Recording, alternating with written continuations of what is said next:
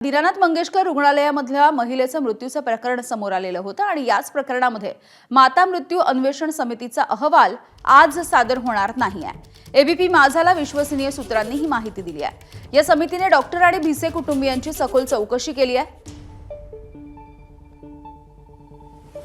शिवानी पांढरे आमच्या प्रतिनिधी आपल्याला माहिती देतात। शिवानी, हो, सकाळपासून आपण याच दोन समितीच्या अहवालाची वाट बघत होतो आणि या दोन समितीच्या म्हणजे माता मृत्यू अन्वेषण समिती आणि त्यासोबतच धर्मादाय आयुक्तांची जी समिती आहे त्या दोन समितींचा निकाल आल्यानंतरच दीनानाथ रुग्णालयाच्या संदर्भातला जो काही निष्कर्ष आहे तो आज ठरवण्यात येणार होता। मात्र आता आपल्याला एका सूत्रांनी माहिती दिल्यानुसार आज माता मृत्यू अन्वेषण समितीची जो काही अहवाल आहे तो त्या अहवालाचा सगळा संपूर्ण तो अहवाल सादर आज होणार नाहीये, कारण या सगळ्या कुटुंबियांची आणि डॉक्टरांची सगळी चौकशी झाली आहे, त्यांच्याकडनं डेटा कलेक्ट करण्यात आहे आणि त्या डेटाची पडताळणी व्हायला वेळ लागणार आहे। त्यामुळे आज या सगळ्या संदर्भातली कोणताही अहवाल आपल्यापर्यंत पोहोचणार नाही किंवा सादर करण्यात येणार नाहीये। एवढंच नाही तर आयुक्त धर्मादाय आयुक्त आहे त्यांचाही अहवाल येण्याची वेळ लागू शकतो अशी देखील माहिती आहे, पण याबाबत अजून कोणतीही विश्वसनीय माहिती मिळाली नाही। पण